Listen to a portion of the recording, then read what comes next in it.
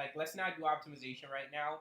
I want to send you the worksheet and then you go through it. It's really really good. It's created by Miss Kaplan, and so you go through it, and then like if there are things that you are not able to do through it, we can have a shorter like meeting later on today.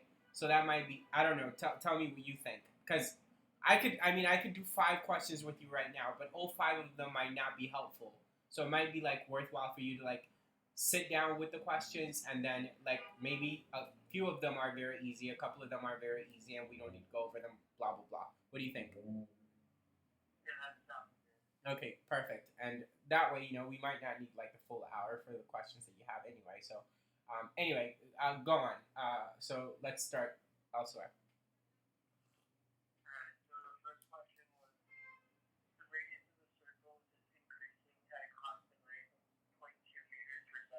Okay, pause. So on these questions, these are related rates questions, right? So you should, in a succinct way, summarize what is given to you and also figure out what you're seeking, right? So that rate, the first rate that you read, how should I write it, and what is it? Yeah. So how? Sorry. So how should I abbreviate that? Math mathematically. Yep. DRDT. And then was it increasing or decreasing? Yeah. Exactly. You got to pay attention to that. Is it because that helps you decide, is it positive or is it negative? And on these questions, they're essentially physics questions. Those the negative sign and versus the positive has consequences. But anyway, yeah, you got it. Continue.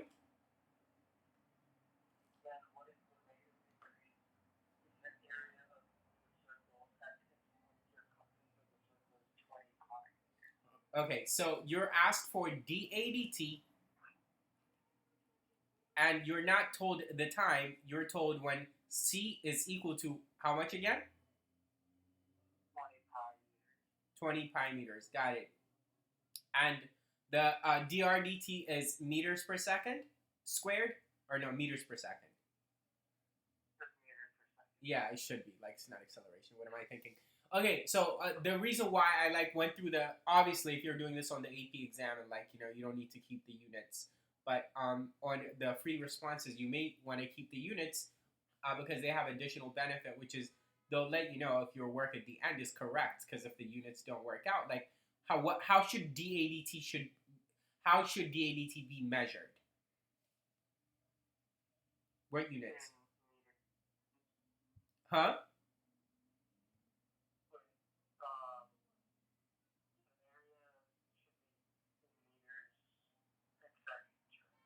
Meters squared per second.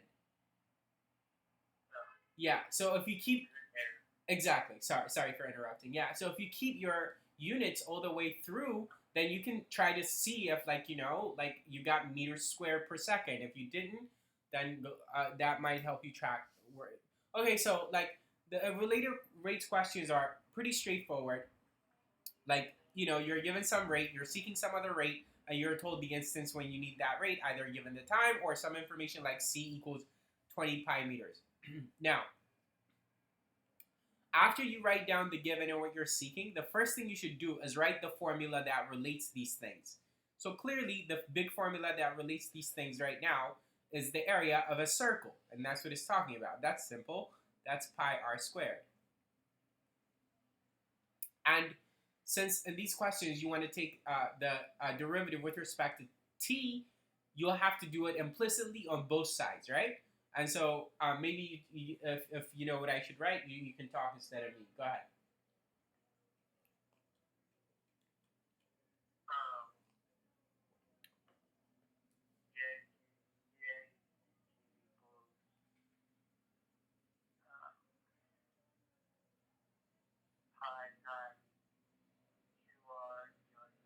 Sure, that has a better ring to it, right? And it's math grammar, believe it or not, such a thing exists.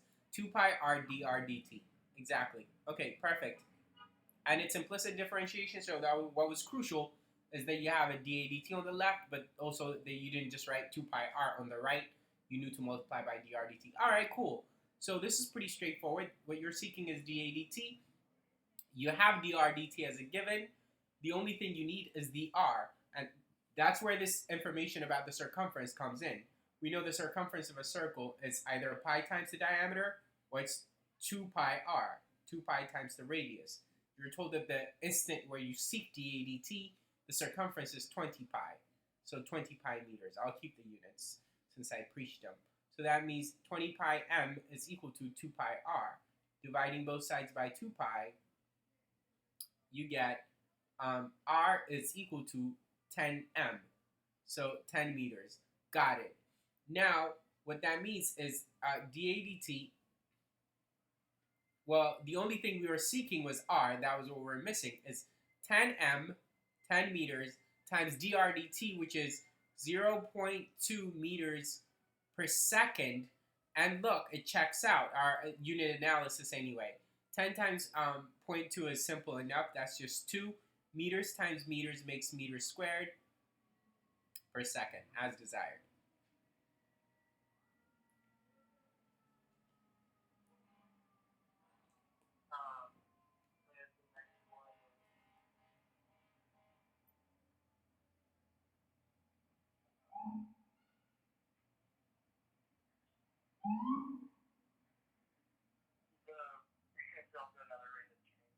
Sure.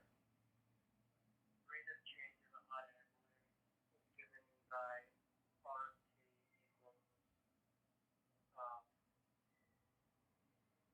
T cubed minus 4T. Sorry, R of T equals T cubed minus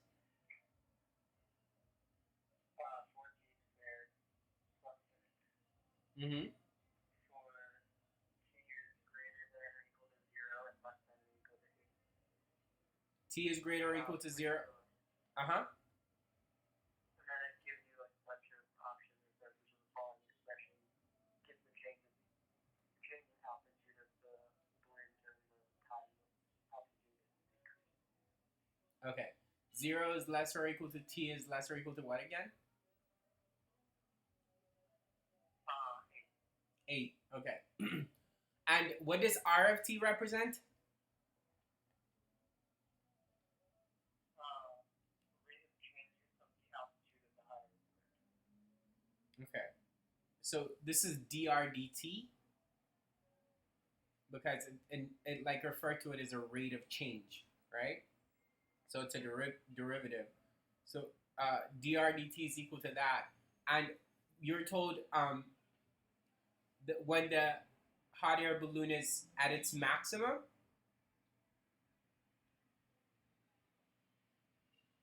Sorry, What was the question at the end? which of the following expressions gives the change in altitude balloon during the time the altitude is decreasing? Okay, during the time that the altitude is decreasing. Okay, so like as far as altitude decreasing, so right, like I guess a better name for dr dt is dA dt because it's the rate of change of altitude. This time A represents altitude, right? And yeah, and so it says find the rate of change when the altitude is decreasing. So when is the altitude how would we figure out when the altitude is decreasing?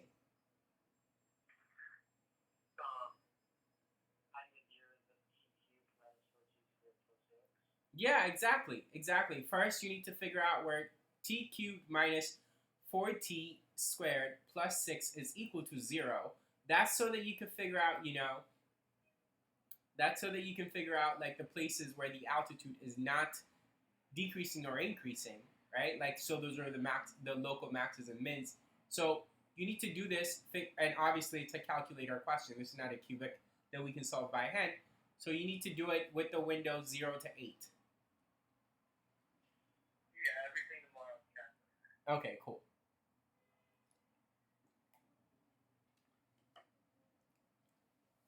And then once you find them, basically plug in the numbers to see where it's negative. Yeah, so like let's say that like one of them is here, the other one is here. I'm sorry, but like for making you repeat yourself so much, but can you read the question at the end one more time? Which of the following expressions is the change in altitude of the balloon during the time Okay. During the time that the altitude is decreasing. Yeah. Well, like, so isn't the altitude decreasing like at like in multiple on an interval, not at a specific time? So that's what I'm confused about. Like, text me the question. It gives you like an integral. Okay, that's much better. Okay, that's much better. So then let's say that like that makes a lot more sense. So let's say that this is 3 and this is 5. Well, you need to do the number line analysis for dAdt, right? And this is the R function, right? And so the this function. So let's say that like you plug in a random candidate. These are the zeros. This is where it's equal to 0. And then you test a random number in each interval. Let's say that like between 0 and 3 you tested 1 because it's easy, and you found positive, positive, positive. And then, well, because just one candidate will let you know what happens on the whole interval. So do that part carefully. And in this, you have what, a TI 89? Yeah, I can teach you a trick, like for calculating values really quickly. Like, so, like, first of all, when I say test a random number on the first interval, or for example, between 0 and 3, where are you testing that number into? Like, so I'm saying, like, let's say it's 1. Where are you plugging 1 into? Huh? You put one in for t in the equation. Yeah, and the t cubed blah blah blah equation, exactly. So go under y equals and y1 equals and type the t cubed function with x if you want. So you can be like x cubed minus 4x squared plus 6. Let me know when that's done.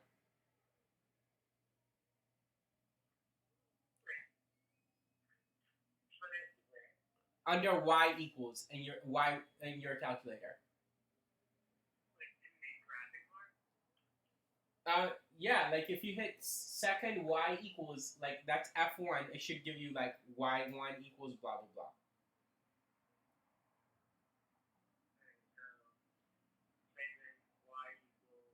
Uh-uh. And like where you would go to graph, like just there type x cubed minus 4x squared plus 6. Mm-hmm. I can pull up the calculator's picture if you need, if that's easier. Okay. Let me know when that's done. Okay, have you perchance figured out the two places where it's equal to 0? Not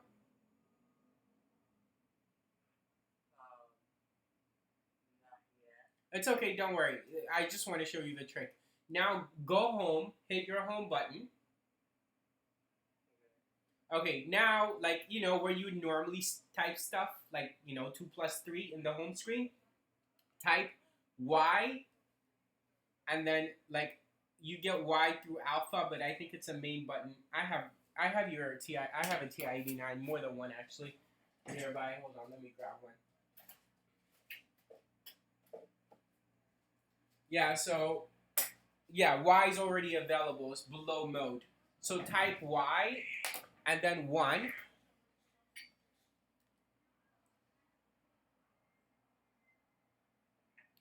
So Y, and then the number 1, and then let's say open a parenthesis, put 2, close the parenthesis, enter. What it just did is it went under Y1, what you typed earlier, the x cube function, and it evaluated it for the value 2. So it's just a quick way if you need to evaluate a bunch of values, such as this question. It's a shortcut that will save you time.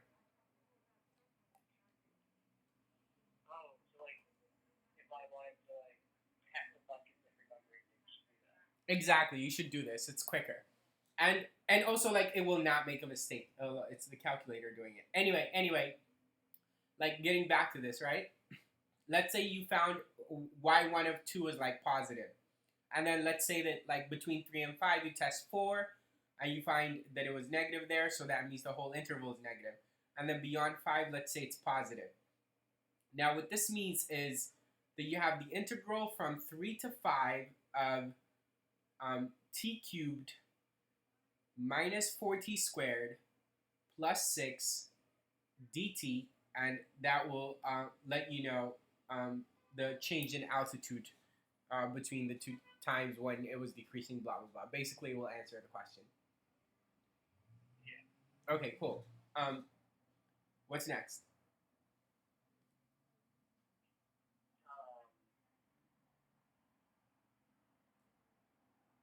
Is the velocity in feet per second of a particle moving along the x-axis is given by the function t equals e to the t plus t d to the t. What is the average velocity of the particle anytime t equals 0 in time t? Okay. I think there's an equation I have to memorize for average velocity. Yeah. So sorry.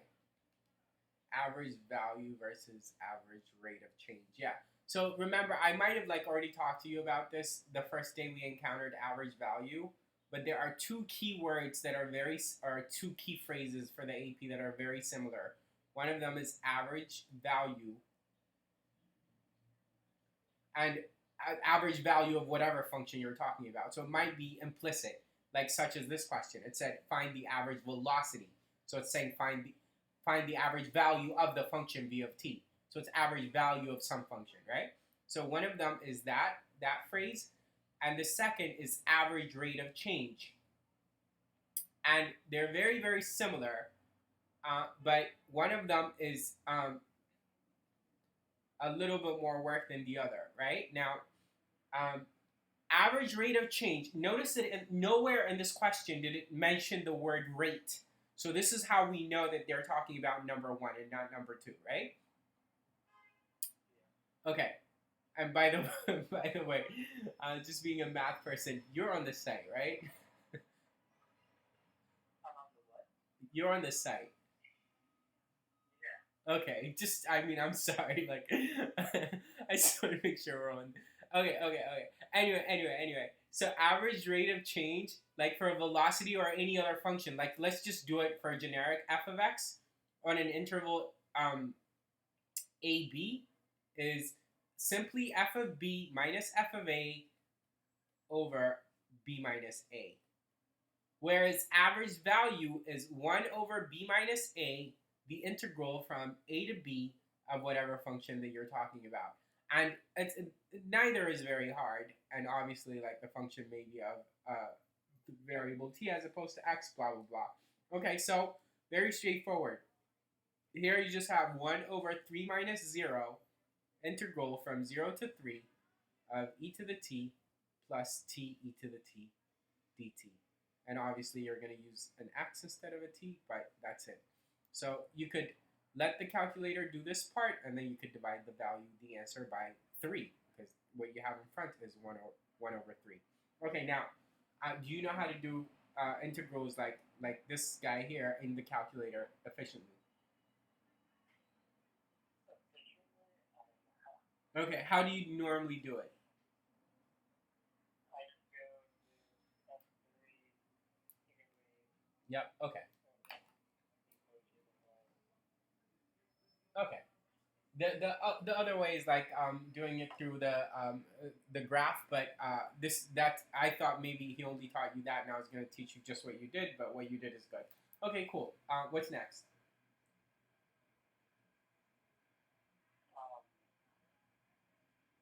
Question is,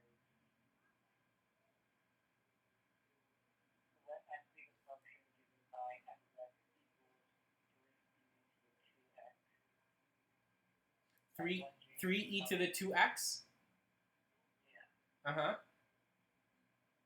And let g be the function given by g of x equals 6xt. Uh-huh. Value of x to the graphs f and g have parallel tangent lines. Okay, for what value on the graphs do f and g have parallel tangent lines? Okay, cool question. So I haven't had to think this way. However you spell parallel. Okay. 10 lines. Got it. Okay. For what value of x, right? Yeah. Okay, not very engaging, not very hard. Well, okay. Tangent lines are basically like the derivative, right? You need the derivative for them. Like let's say your function is this, like the tangent line here. Let's say at that point, a, well that has the same slope as the line and the curve, the function f, and let's say the tangent line is t, have the same slope there. Well, so that means that the slope of the line t is f prime of a, right? So the a value is wherever the a value of the derivative of f will give the slope of the tangent line and therefore the slope of the curve at that place a. So this is all like a lot of talking to say like we need to do what with the two given functions to start right away. Yeah, so you find the derivative. So f prime is, well, you tell me, what's f prime of x?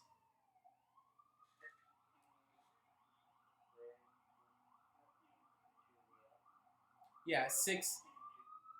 Yeah, that's right. 6e to the 2x. And then g prime? Huh? 18x is right. Yeah. And if it makes it a little helpful to like know that you're seeking the number, you can plug in a. But you know, at the number a, where these two slopes will match, meaning the tangent lines will be parallel. So this wasn't a very engaging or hard question after all. Whatever that a is, you need 6 e to the 2a to equal 18a. And you know, I'm getting fancy and calling it a. You know, if you wrote an x here and x there, which you have to anyway to solve it in the calculator, that is the value you're after.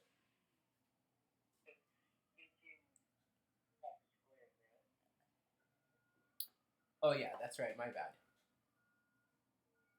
Yeah, for whatever reason, I saw 6x squared as the original g. Okay, good point. Good attention to detail. Yeah, well, sorry, go ahead. Yeah, you just solve that equation right there at the bottom for x. Now, do you know how to solve quickly? F2 solve? Yep. Okay, you got it. So you don't need me for that.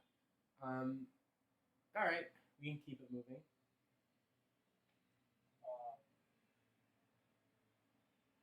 Hey, but just out of curiosity, what did you find hard about that last question? Because the other ones, I can get it. I get why you asked me them, but I feel like that one you like. I mean, you're capable enough like for even the hardest of the questions. So I felt like that one was kind of a layup. So what was troublesome about it?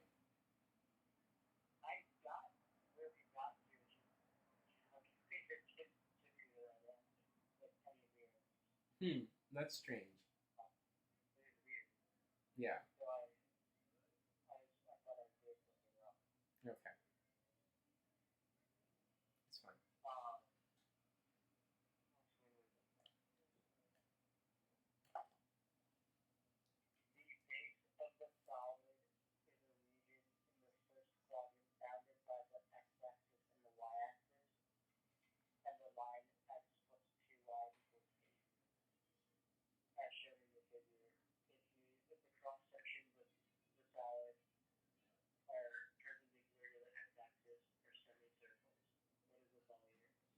Okay, not very hard.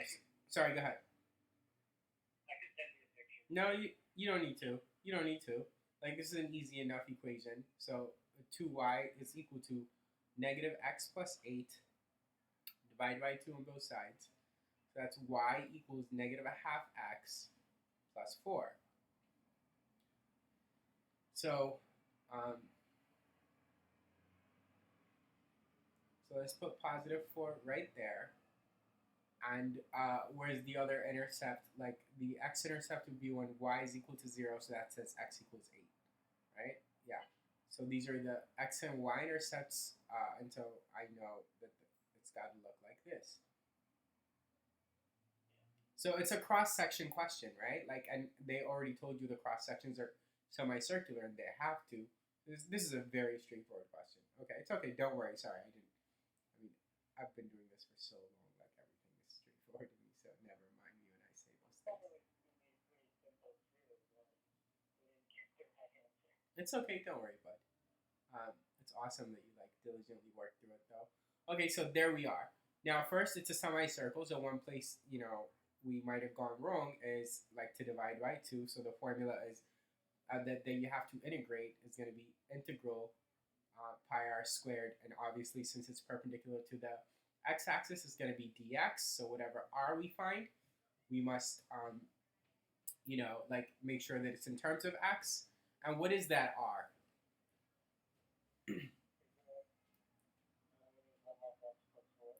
Yeah, but not quite, because that's not a radius, that's a diameter. So the radius would be half of that. Yeah, so it's okay, no worries. So r is equal to negative 1/4 x plus 2. And so, like in the integral, right, I have pi over 2. I'll just factor that as pi over 2 in front of the integral. We like putting constants all the way in front. And then otherwise, r is negative 1/4 x in parentheses, right? Plus 2, and then whole squared, and then dx and over.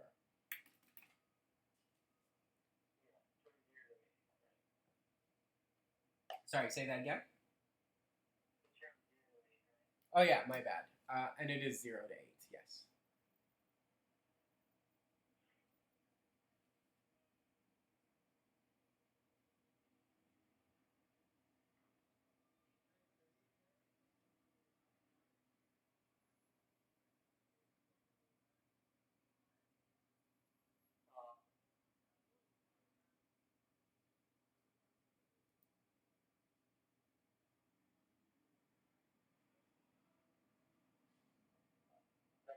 Which of the following is an equation of the line tangent to the graph of f of x equals x to the fourth plus 2x squared f to the fourth where f prime of x equals 1.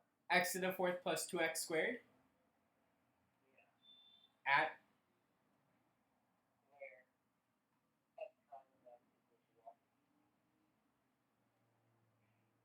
1. okay, sorry. So can you, can you text me this one? Mm-hmm.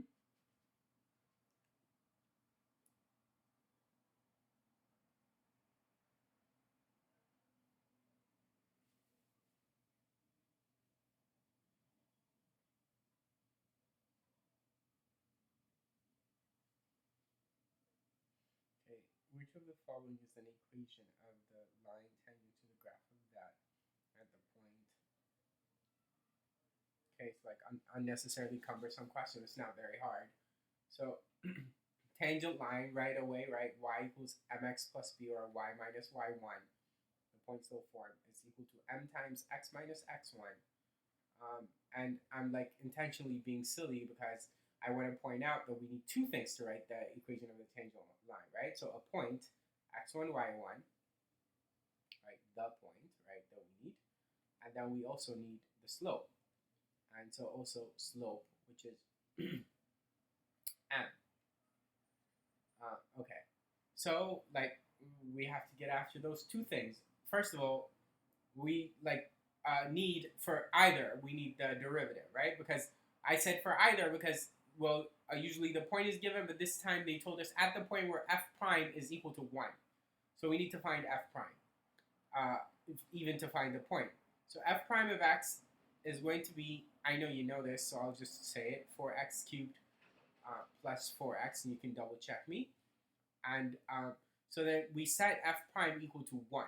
So 4x cubed plus 4x equals 1 to seek our point. So we're after x1 comma y1, right? And so when we need that to figure out f prime of that value for m, so we need to first find the point. And so supposedly, like there's only one point where 4x cubed plus 4x is equal to 1. So let me know if you want to work on that right now. Okay, so 0.2237. Got it. So now what you want, sorry, go ahead. Okay, got it. 0.237. Okay. Now, so what should we do at this point? Or with this number? It's not a point. Well, yeah, exactly. So first you need to plug it in to find the y value. So this is definitely x1. So we need to find out f of x1 to find y1, right? But you also need the point this number x1 for something else. What is that? Um, Yeah, to find m. How would we do that?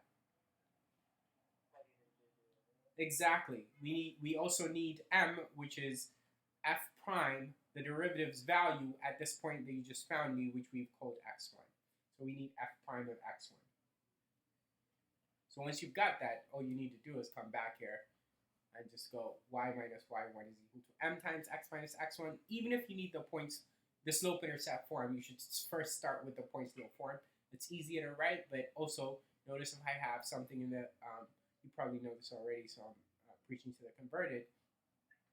But if I have it in point-slope form and I need the slope-intercept form, I can just distribute that 3 and add 2 to both sides, and I'm done. I'm there. Okay, anyway, continue. What's next? um,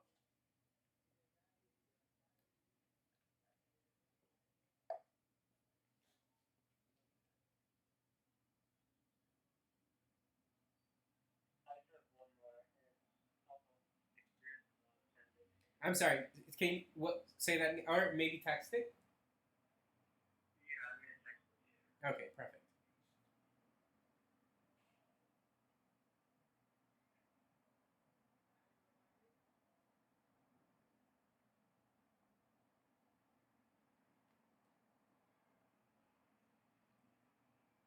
Okay, so let f of x equal the integral from a to h, where h has the graph above. Got it. Which of the following could be the graphs of f? Okay, so okay, this is a pretty cool question. All right, let's see. I'm gonna need to draw the original the h function, so I'll do that. But it's like this, right? Okay, so this is a here,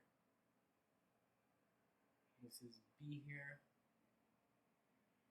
and this is c here. Okay, so this is h, and f is the integral. It's defined as an integral from a to x of the function h. And so what is the integral at a core represent again? That's right. And notice that f, the value of f, starts from here to, like, f is an area value. So it's a function that gives the area under this curve h, right? From a to up to some x value, right? So let's say your x value is right here. Well, then your area is going to be, or sorry, your f function, which is the area function. So, like, I was correct in calling it area. It's going to be like it's also going to start from a, but like, it doesn't matter how close this x is to a, it's still going to be a positive value because it's a positive area above the x-axis. So it'll start somewhere, like at a positive value. Let's say, like, infinitesimally to the right of a, you have this little strip of area. That's still a positive number, although relatively small positive number. So let's put that down, like, at that dot, right? None of the graphs are going to be incredibly accurate. So you're looking for key characteristics that will single out one of them, right?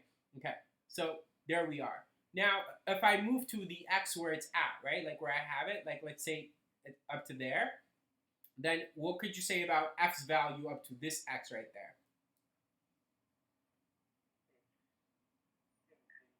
Yeah, it's positive again, but it's definitely bigger than where it started.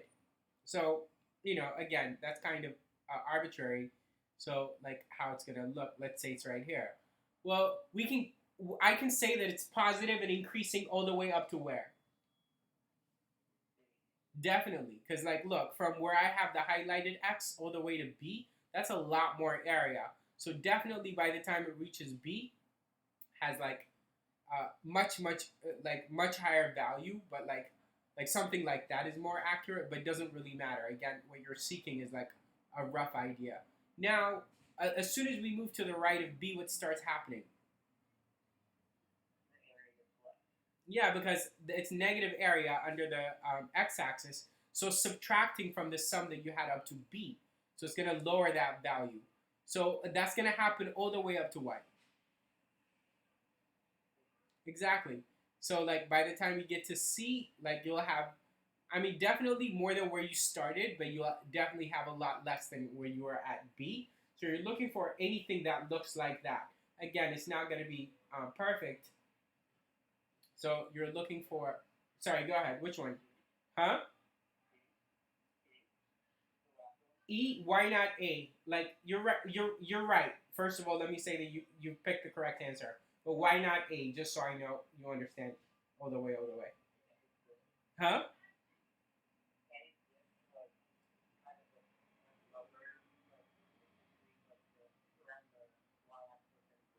Yeah. There's no reason like that's right. But also there's no reason for it to have a sharp turning point at B. Because it's like let's say that you go a tad bit to the right of B, it'll make the area lower from where it was at B, but there's no reason for it to have that sharp turn that A has. So that's why E is the best and the correct answer. That one was like that was weird. That I was trying to like look at like to see like what the graph would be like taking me and I really that like Yeah. graph. Yeah, no worries. This is kind of hinting at the fundamental theorem of calculus, kind of the way that f is defined, but like it's definitely like a higher level like thinking question. Like it's not a computation question, so as such, it's like one of the more advanced questions that you'll encounter. But it's good. I feel like you like navigated through it, like and you responded to my questions like correctly every